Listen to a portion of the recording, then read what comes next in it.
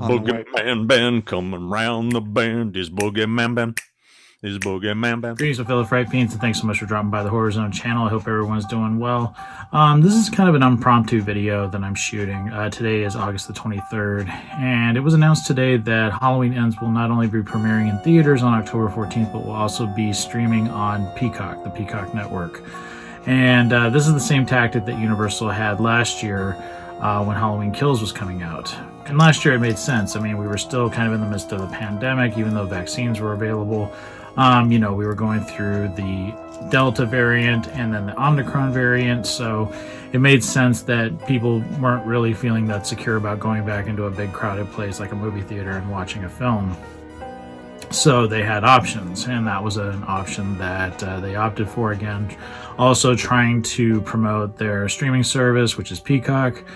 So it made sense at that time, but I'm just sort of surprised that they're doing that again this year. I mean, the pandemic is pretty much coming to an end, hopefully, and it seems like things are going back to normal. A lot of movies are playing exclusively in theaters that we've seen over the last few months. I mean, eventually they're making their way to streaming services, but for the most part, they're at least playing for the first few weeks, like maybe a month, in theaters. So I'm surprised by this move, but again, I'm not running a studio, so I don't understand, everything that goes into it. Maybe they think this is a smarter choice. And then I just started thinking about, the complexities of the new plot. I know I talked about it when I did my trailer observation about the trailer when it premiered in the middle of July, talking about what I thought about it, also going over the plot, that this is kind of going to be involving like a copycat Michael Myers. And I'm really hoping that the producers, the writers, and everybody involved in this film are really going to give us a final, film, that this is going to have a definitive end. It's called Halloween Ends, just like Halloween Kills was overly violent. I'm hoping that this one is a conclusion to the Laurie Strode and Michael Myers storyline. But it got me thinking just about the Halloween franchise in general. I love the franchise. I love the character. The Halloween franchise is very important to me. A lot of it goes back to my grandmother. She is the reason why I'm a fan of it. She loved Donald Pleasance. She loved the Dr. Loomis character. I've talked about this in videos before when I focused on the franchise. And I think she's the reason why I grew to love it like I did. It all centered around Dr. Loomis, though. Dr. Loomis was the heart of the franchise for me, and I've said it many times that when he passed away in February of 1995, I feel like the series lost its focus. It didn't have Captain Ahab anymore. Michael Myers being Moby Dick. Dr. Loomis was Captain Ahab to Michael Myers, and without him, I just feel like the franchise has always seemed on unstable ground since then. I mean, we've had some great films since his passing. I do like H20. It's not my favorite. It hasn't aged very well with me. Resurrection is what it is. I still enjoy watching it.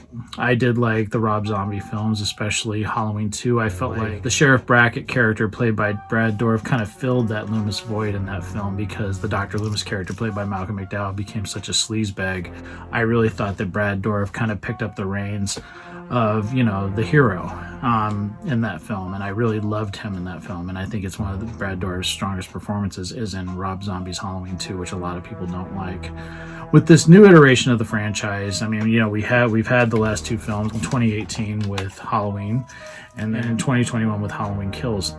Now, I enjoy both of these films. I've given both these films strong ratings on my rating system, and I enjoy watching them. I've been watching Halloween Kills a lot. I really love this longer cut of the film. The extended cut of the film, I think, is superior to what was put out in theaters. And I know that they're redoing, they redid the script for Halloween Ends because of the pandemic. And the fact that, I think the original storyline, if I'm not mistaken, was supposed to all take place in one night. So all three films were supposed to take place in one night, which I think would have worked great. But this one's going to pick up 4 years later. It is going to be after the pandemic, so that is going to be a story point that is in it, from what I understand. But for me, when I started thinking about it and just thinking about this franchise and growing up with this franchise, the first film in the franchise that I ever saw was Halloween 2, that I remember. I remember seeing that at a very young age. I was probably 8 or 9 years old. And you know, I remember watching it at my house on Halloween, like Halloween time, and I remember my friend Tori was over, my mom and I were watching it, and I think it was like a John Carpenter kind of night, like they had like a marathon of horror films, and I remember Halloween 2 and John Carpenter's The Thing. And I just remember very visually, I very vividly remember watching that film. And then I remember when my dad was going through a divorce and he was living with his brother, my Uncle Jack, we went to the video store, and this isn't going to be about 1983. And I remember asking him to rent it because I remember, you know, the very, you know, very distinct cover with the skull and the jack-o'-lantern. And I remember asking him to rent that for me. And I remember really getting into it then, and just really identifying with, you know, the Dr. Loomis character. I also really liked Lance Guest's part of Jimmy. So I was really drawn to that film.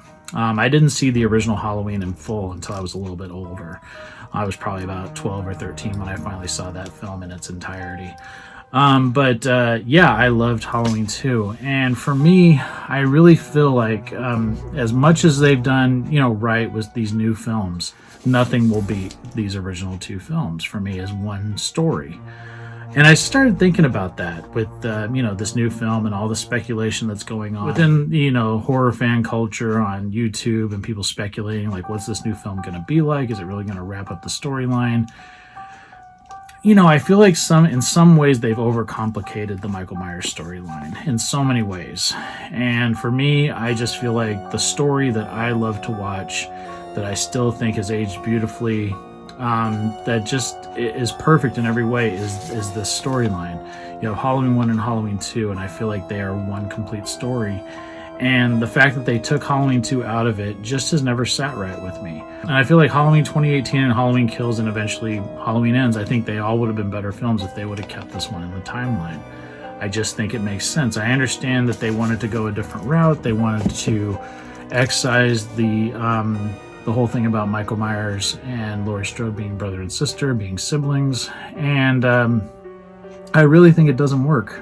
And it's always something that's kind of just I've had a hard time processing it. And after rewatching 2018 and Halloween Kills numerous times over the last few years, it still doesn't sit right with me. I know people said that that's, you know, taking away, that made Michael Myers creepier, that, you know, he wasn't, you know, just going after a specific person, he was picking people at random. But there was something that drove him in those original films. And I know in the first one it wasn't his sister, but when we find out in Halloween 2, I think there's something scarier about the fact that he purposely was going after her. The fact that everything brought them together in these new films, it's almost by chance. And she's obsessed about this man for 40 years that isn't motivated to go after her. And I think that's where I just have a problem when I start breaking these films down. And I don't like to typically do that, but yeah, these new ones, as much as I like them, I just feel like there's something about them that's missing. And I think it's that Michael Myers just, I think the whole thing about Michael Myers going after his sister is scary, and that he will go through anybody to get to her. That is scarier to me than just this guy that just happens upon people and randomly kills them. There's a force driving him, and I don't know, it just doesn't seem like it works in these new films because that element has been taken away. And I keep thinking about that, and I just feel like people are always trying to, you know, recapture the magic of those original films, and I don't think you can. I like these films a lot. I do enjoy watching them, but when I put them up against these original films, they don't compare. Like I said, I enjoy these films. I've given them high rankings, but if this film is just, this is now the timeline here, and I don't think it has the edge that it would if they would have just kept this one in the mix. And I don't know if I'm alone in that, but I thought I would talk about it, and I'm curious what other people think about it. I really think that I don't think it was smart to do that. I feel like they could have written something that kept that second film in the timeline, because I think it would have made the impact of what's going on now in the films and the impact of what Michael Myers did on the town of Haddonfield would have made more sense in Halloween Kills. So those are the things I'm just talking about right now. I'm still excited for Halloween Ends. I will be seeing it in the theater. I can't wait to see it. I'm very excited about it. It's one of my most anticipated films of the year. And yeah, I think there's some great stuff that's going to be coming out for the Halloween season. And like I said, just wanted to talk about this. It's been on my mind since they announced that they're putting Halloween Ends on Peacock is the same day that it's going into theaters, and that is October the 14th.